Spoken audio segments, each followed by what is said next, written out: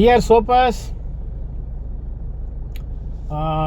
Soap பேஸில் வந்து soap பண்ணி ஹேண்ட்மேட் சோப்புன்னு சொல்லி பிஸ்னஸ் பண்ணுறவங்களுக்கானது. சோப்பு வந்து பேஸ்னால் எப்படி இருக்கணும்?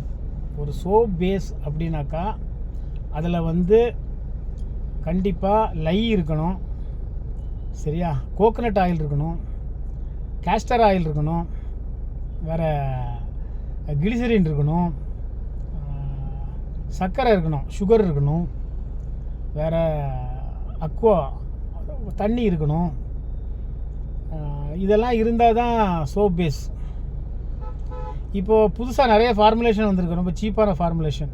அதான் 60 ரூபா 70 ரூபாய்க்கெல்லாம் சோப் பேஸ் விற்கிறாங்க. அதில் வந்து எதுவுமே இருக்காது.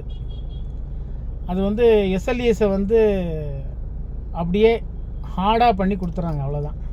ஆனால் விலை கம்மி. நீங்களே யோசிச்சு பாருங்கள், நல்ல தேங்காய் எண்ணெய் என்ன விலை?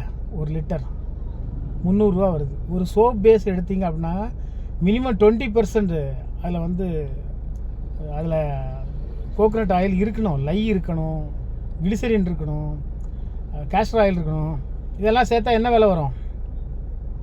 இதெல்லாம் சேர்க்கும்போது கொஞ்சம் கலர் கிளாரிட்டி கொஞ்சம் கம்மியாக இருக்கும். ஆனால் நம்ம வந்து அதை மதிக்கிறது இல்லை.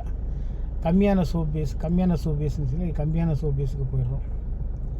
நீங்கள் ஹேண்ட்மேடு அந்த சோப்பை வந்து கொஞ்சம் நல்லா பண்ணோம் அப்படின்னீங்கன்னா நல்ல சோப் பேஸாக செலக்ட் பண்ணுங்கள். Okay, all the best. Thank you.